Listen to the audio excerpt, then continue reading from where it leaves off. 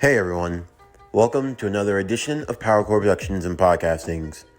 In today's video, we continue Rosario Vampire's Scarlet Knight, What If Tsukune Was Spider-Man, Season 1, Part 4. As always, if you're new to the channel or if you're a regular and like what we have to offer, then please don't forget to like, comment, subscribe, share, and hit that bell for post notifications so you can stay up to date on everything that is PowerCore Productions and Podcastings that's to come out now and in the future.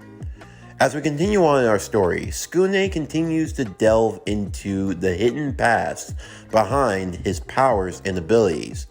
As he continues on as a student at Yokai Academy, along with his friends, he tries to uncover the truth as to who or what he truly is, now finding himself in the crosshairs of the daughter of the Spirit of Vengeance, the Ghost Rider, Emma Blaze. However, Emma, while she will help Tsukune, is not going to be without reward for herself.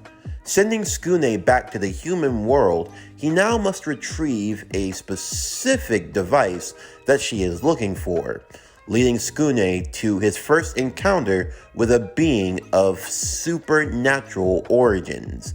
Will Tsukune fare well in his first battle, especially when he gets help from an unlikely source? Stay tuned as we now continue today's video. As always, sit back, relax, and enjoy the show.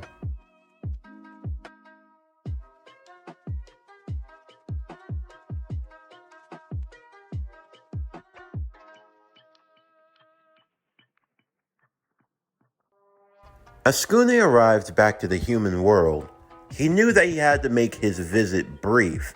The last thing he needed was anyone discovering that he was back home so suddenly, and that would only cause them to ask even more questions. Tsukune couldn't go around in a school uniform. That would just draw unwanted attention to himself. As he would wrap up his clothing and leave it in a place to find later, he realized he wasn't too far away from a thrift store, and more often than not, they were throwing out old clothes they didn't need. As he went dumpster diving, he found some article of clothing that he could use to get his job done discreetly. First, he found a pair of red sneakers, along with some red sweatpants. After putting those on, he found a long-sleeve red shirt that he would wear. On top of that, a sleeveless blue hoodie that he would put on top, as well as finding a pair of worn gloves that had a reddish color to them, a lot of red clothing, and finally a red ski mask. If you're wondering, it's more or less a homeless version of the original Scarlet Spider suit, for reference. After his quick dumpster diving and finding a tire that would keep his identity hidden, Tsukune went through the skyline, swinging from building to building with his webs, becoming more and more adequate with his powers. Tsukune had been given instructions by Emma as to who he was looking for. A man that drove on a motorcycle, although he wasn't ordinary. No, his helmet would look like a giant eyeball. He called himself the Orb. You see, this being, known as the Orb, was a long adversary to the Ghost Rider, Johnny Blaze, the Spirit of Vengeance. They had gone back and forth over the decades, their last encounter coming little over 20 years ago, just a short while before Emma was even born. You see, the last time they engaged in a fight, the Orb was able to do some considerable damage to the Ghost Rider. Not just that, but he had also turned and stolen a part of the Ghost Rider's motorcycle before escaping. Ever since then, he had been keeping a low profile. As the times went on, though, Johnny decided to forego going after the Orb, mainly because his priorities as a husband and a father and more bigger worries came into the fray. So dealing with a low-life criminal, well, it didn't really concern him all that much, although he always knew that the Orb would be a pain in his side, someone that he'd have to go up against one of these days. However, the one thing he always forbade was his daughter, Emma, from going after him, mainly because he knew how dangerous of an enemy the Orb could be. He didn't just forbid his daughter from going after him, he made her enter into an oath that would promise she would never go after the orb.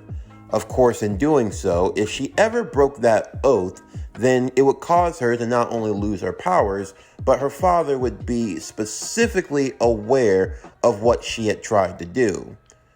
Emma couldn't go after the orb, but she still wanted that piece that he had stolen. It was known as a hell engine. Well, a hell engine is, to be more specific, a motorcycle engine that's imbued with hellfire. If you add it to any motorcycle, no matter what type or form that it is, you basically get a Ghost Rider bike and Ghost Rider powers for free.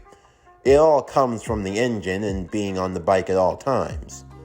Johnny had always made a note to try to go after the orb for this, but time just seemed to slip by.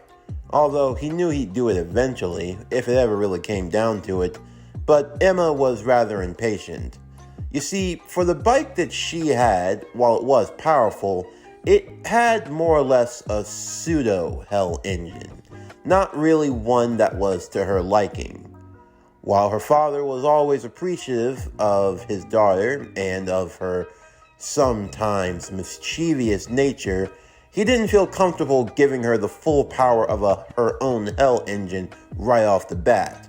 So for now, she had what you could call a beta or a prototype engine. It basically functioned like a hell engine, but it didn't give you that extra oomph. With a hell engine, you could use a Ghost Rider bike, or any vehicle for that matter, to travel anywhere, even across different worlds, without the need of using the Yokai Academy's school bus. Essentially, if she got her hands on that engine, she could travel to any kind of world without any restriction. And for Emma, that was the type of freedom she was looking for. To make multiple worlds her highway, and to raise hell wherever she rode. But of course, because she was barred from going after the only other hell engine that she knew would be available, she was sending Tsukune to go get it. Of course, Tsukune wondered if he was even going to find the orb, and Emma would tell him that finding him wouldn't really be all that difficult. The last known parts of his whereabouts was that he was traveling the world and that his recent sightings were somewhere near Japan. So if Tsukune continued his search, and if he were able to have a keen eye, then he would see a streak of fire in the streets. That would be the orb, and that would be who he was going after. As Tsukune would continue his search, he soon realized he wasn't alone. Someone had been following him.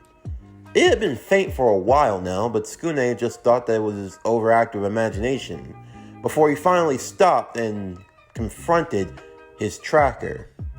The girl had tried hiding from him, but he was able to see her plain as day. Also, even from a distance, he felt cold. As he approached, he would ask who she was and what she wanted. The girl revealing herself, she had shortly chopped light violet hair. She was sucking on a lollipop, and she looked like any ordinary girl.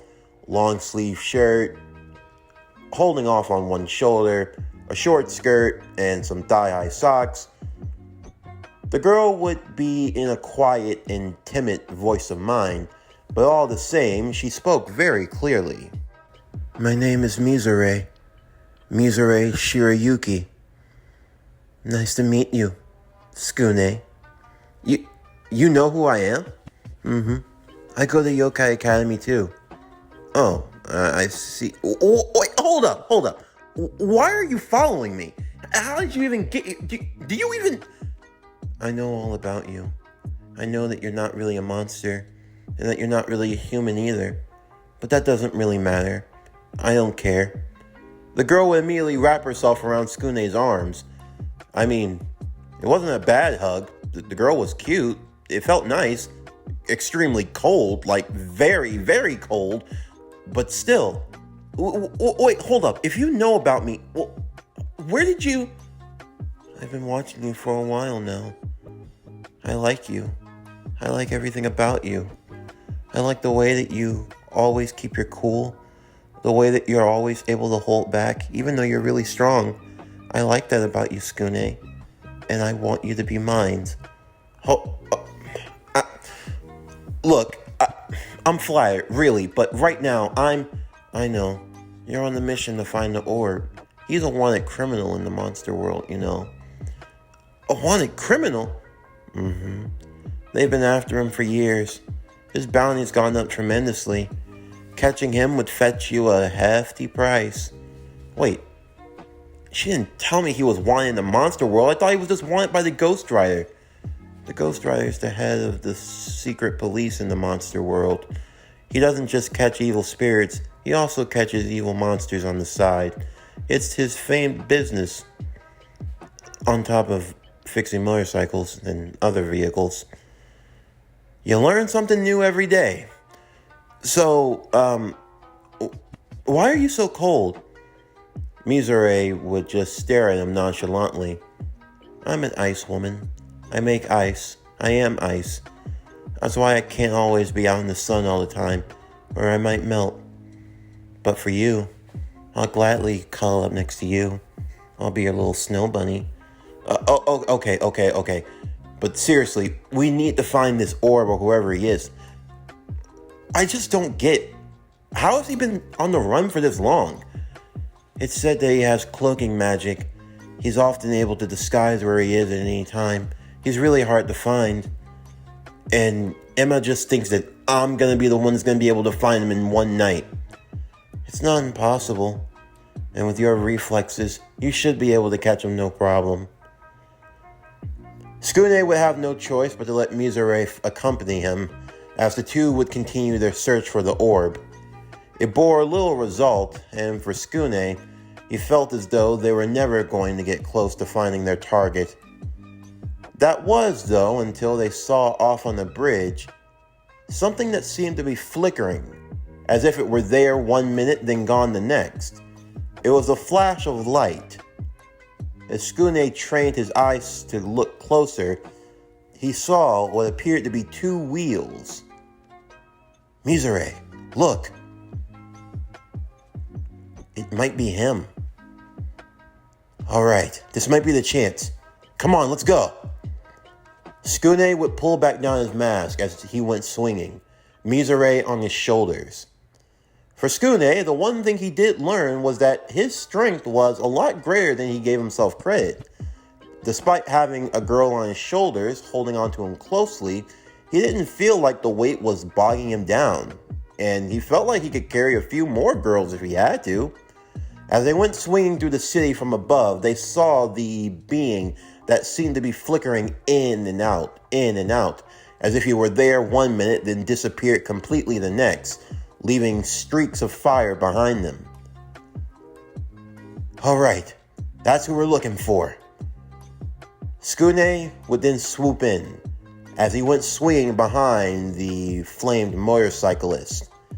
As he saw the back of the head, it did look like a giant eyeball, and when the head turned, it looked like the eye was staring directly at them. It looks like he's on to us. Well, no point in holding back. Thankfully, no one was out this time of night. Mizore would hold up one of her arms, creating shards of ice, shooting at the motorcyclist, who would weave in and out of the attacks. Tsukune launching a web at the man's back, causing him to be pulled from behind.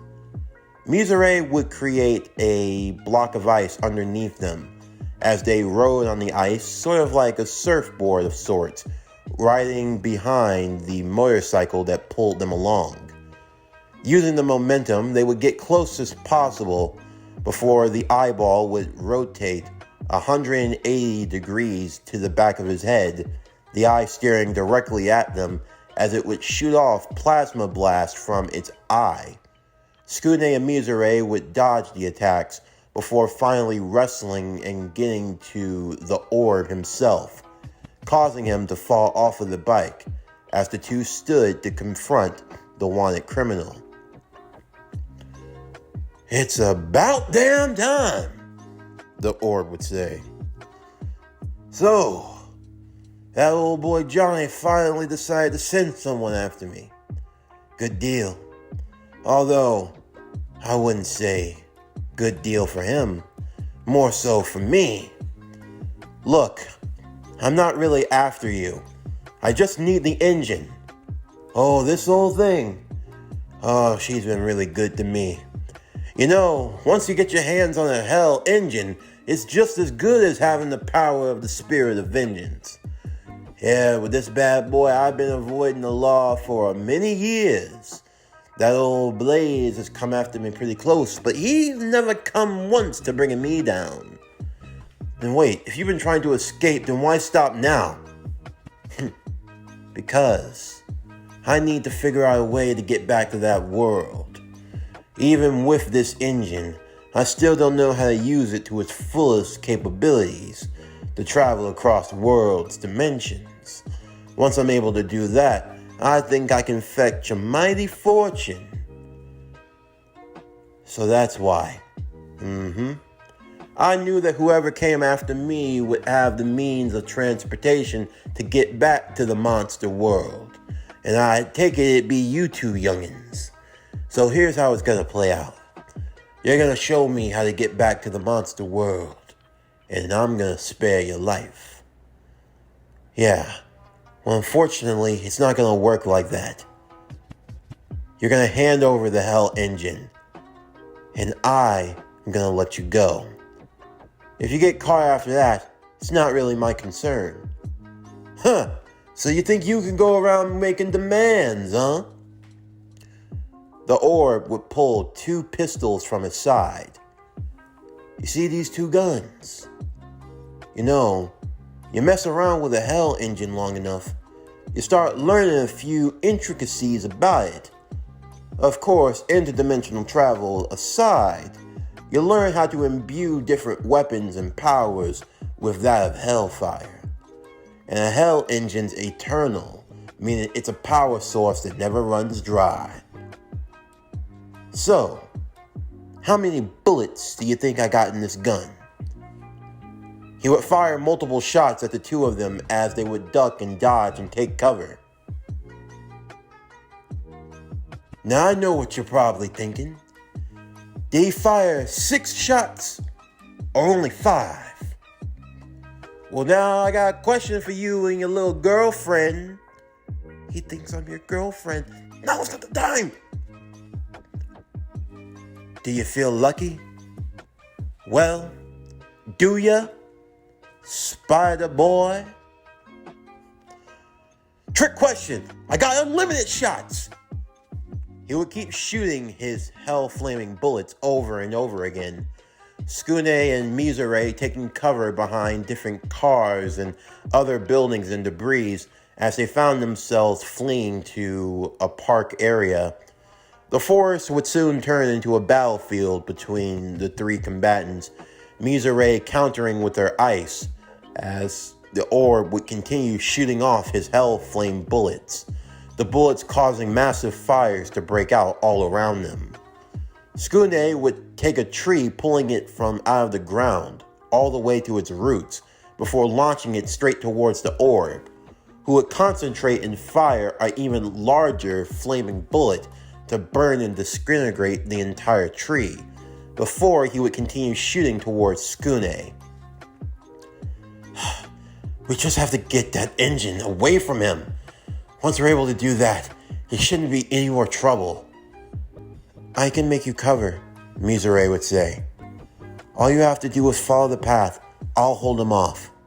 Are you sure? Those flames are really getting to you. I'm fine. Just go. Mizure would create large walls of ice, throwing off the orb as well as making a path for Tsukune to get to the motorcycle. Tsukune saw an open path. However, the moment he got close, a bullet would fire, the flaming bullet hitting him directly in the back and knocking him even farther away. You thought I wouldn't see that coming, boy? I've been at this a long time. It's gonna take a lot more than this to throw me off. And as for you, little ice lady, I think we're at the end of our time, don't you think? I know about your species. Y'all can't be messing around with the flame for too long. What exactly are you after? Are you some type of monster? Monster. That's what you think I am? No, I'm not a monster. But I am someone who's fought monsters like you. You see, in my line of business, I used to be a stunt driver, motorcyclist, damn good one. And I had a friend, a little whippersnapper that I took under my wing. But then he'd gone on and turned into the spawn of the devil himself. And not only that, him and his daddy stole all my business. Well, I couldn't really all well and have that now, could I? So I had to make sure that Mr. Blaze's father had an unfortunate accident. And his son, he's been at my throat ever since. The orb would reveal and lift a part of his helmet, showing his scarred and disformed side of his face. This is what that bastard did to me. Ruined my moneymaker. My mama said I always had good looks now. Ever since then, I've hated him. But I knew that I didn't have the power to stop him alone, so some nice individuals came to me one day. They gave me this helmet, looked like a giant eyeball, bulging out all wide. And they told me they would employ me to do a little hunting, a little cleansing, if you will. And ever since then, I've been traveling the world, hunting down you monster folk. And that earned me the ire of Mr. Spirit of Vengeance himself, Mr. Johnny Law, Johnny Blaze, the Ghost Rider. I've tangled with him a many a days. He's given me some scars, and I've given him some scars right back, and I managed to get a hold of his hell engine. And for all the good it's given me, I know that there's still a lot more that I can do with it. I figure since y'all both are gonna die here anyway, I might as well fill you in on a little secret. I got some friends, some powerful friends. And once we figure out how to get to your world, well, it ain't gonna be sunshine and rainbows, I can promise you that. Hell is gonna be coming to Earth, or coming to a side near you. Cause, oh boy, them some mean mugs, I tell you what. I've seen them do a whole lot of things to monsters. I've seen them string you up, cut you open. I've seen some of them that like to eat you like a delicacy. And as for you, young lady, well, I figure you can keep the drinks cool. Maybe you can keep the people, the fellas entertained for a bit before they decide to cut your pretty little head off. As for you, you weird arachnid son of a gun, well, I ain't really heard much about spider monsters. But no need to worry. Where I'm from, we got a way of dealing with vermin like you. Pure eradication. But I figure your head might fetch me a nice penny. So, unless you want to die slow, painfully, and burnt to a barbecue crisp, then I suggest you tell me how you got here, or else suffer the consequences. Mizore and Tsukune would take cover from different sides as they continued on fighting against the orb. If he could just figure out a way to get close to him, to get rid of his guns and to take off that helmet. Mizore was at the end of her rope. The fire was starting to spread all around, and the power of Hellflame was the one thing that could match her ice. She could feel herself starting to melting a bit. She knew she couldn't stay here for too much longer. Tsukune could see that Mizore was at the end of her ropes as the orb would close in on her. She created large walls of ice to try to shield herself, only to be fired upon multiple times. She can't keep up like this. I've got to help her. Tsukune would go charging in, but almost as if the orb was able to have 360-degree vision, he saw where Tsukune was coming. Without even turning around, he just flipped his gun over his shoulder and shot back at Tsukune, hitting him 2 times over, causing him to fall. Tsukune would get back to his feet once more as he led the charge once again. More shots being fired at him. However, using his Spire Sense, he was able to dodge, jumping and evading each attack that came his way. As the boy was getting closer, the orb knew he had to keep him at a distance. Fighting from long range was really his specialty. Focusing more and more of the power from the Hell engine into his guns, he would continue firing at both Tsukune and Mizure. Mizure couldn't keep it up for much longer. The wall of ice that she had used to protect herself was starting to melt faster and faster, the flames encapsulating her from every which side. Tsukune, now knowing that it was now or never, he would go in as close as he could, just taking all of the shots that came with them, until finally he closed the gap. The orb was stunned. He went to go and swat him away, but Tsukune would dodge before he would land an uppercut, knocking the helmet of the orb clean off of his shoulders, revealing the face of the disfigured man. Tsukune would then take away his guns before delivering a series of blows and body shots, before eventually knocking him down cold. As Tsukune would grab Mizure and get her out of the flaming forest that was now starting to be entirely engulfed in hell flame. Mizure would use the last of her strength, shooting up an icicle into the clouds above. Storm clouds would start to come next, before a cold-like rain would start to fall over the fire. With that, she was entirely spent of her power, but even still, Tsukune was grateful. Why did you use the last of your power for that? It's the only way to counteract Hellflame. The humans wouldn't have any way to do it, and it would just burn itself out, and maybe even destroy the city. We can't do much for the forest, but at least with my ice, as long as it rains down the cooling rains, it should be able to put it out eventually. I see. As they made their way towards the motorcycle, Tsukune would find the engine. Using his brute strength, he managed to rip it out, using his webbing to wrap it up, as it was pretty hot, even in its containment box. The orb, however, wasn't finished yet. You think this is over? It ain't over till I say it is. He reached down at his belt buckle, flipping a switch. I've stored up enough hell flame in this here buckle to blow up a whole country mile. You think I'm gonna let you get away? And you are out of your jackrabbit mind. Let's all go to hell together. He was preparing to flip the switch to destroy the entire area. However, before he could do so, he would immediately be stopped. What the hell's going on? Tsukune and Mizure would then run, Tsukune's Spire Sense going off. As he did so, the two would take cover, now having gotten what they needed.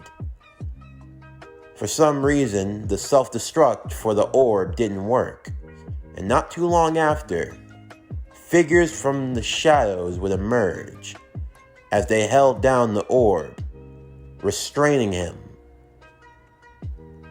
It looks like the secret police, Mizure would say. Do you think they spied us? No, I think we got out just in time. Let me go! Ah, yes, the orb. You've been a pain in our side for a while now. But it seems the tip about where we were have finally came to fruition. And now you'll face justice. Justice! That's what you call it. At the hand of devils like you. I'd rather rot than spend 1 second. Yes. No need to worry. The time for you to rot away will come soon enough. Men, make sure we take care of this issue. We don't need the humans getting involved any further than necessary. Tsukune would eventually arrive back to the area where he left his school uniform. throwing away his makeshift costume and putting it back on, along with the secured device, he and Mizure would wait at the aforementioned bus stop, where the Yokai Academy bus driver would arrive, ready to take them back to the monster world. So it seems they got my message in time, huh, kid? Message? Tsukune would think. You called the... Don't underestimate those who are listening. Your friends are right. You really do need to be more careful. Just how much do you know? Tsukune would ask. A lot more than you might think. But don't worry, I'm on your side. I just need you to make sure that you watch out and take care of yourself. Because you never know. An enemy lurks at every corner. Both Tsukune and Mizure would arrive back at Yokai Academy, where Emma would be waiting, with a happy grin on her face as Tsukune handed what she was looking for. Ooh, yes! This is gonna be awesome! Once I soup it up to my bike, then yeah, whatever. Well, who cares? Are you gonna help me or not? Of course, a deal's a deal. And I never go back on my word. Yeah, but you find a way to go around it whenever convenient. Oh, come on, that's in the past now. We're friends, aren't we?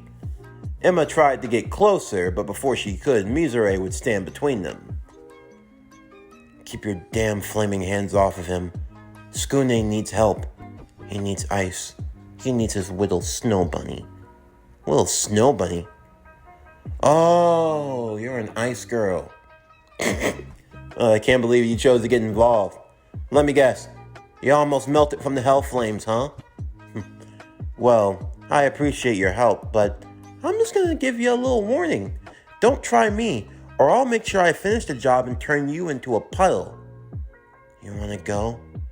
I'm more than ready. Bring it on. Okay, guys, seriously, calm down. Tsukune!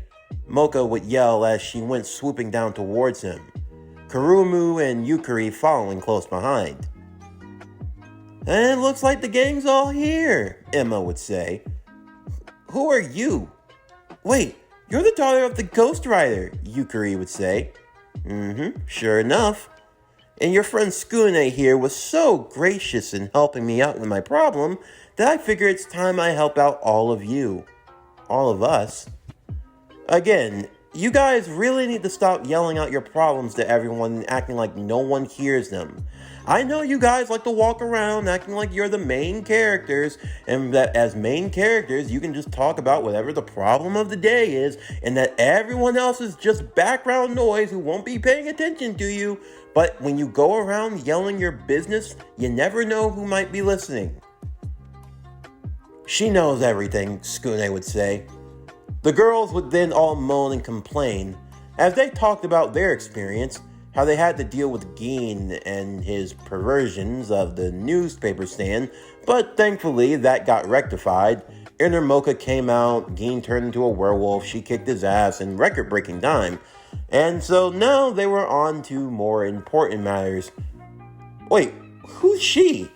Yukari would ask, pointing to Mizure. I'm his little snow bunny. Nice to meet you. Snow bunny? Kuruma would say. Hold on, where do you think you stand in all of this? I'm going to be his wife. I'm going to bear him lots of children, and there's nothing you can do about it. And who says you get to be the wife?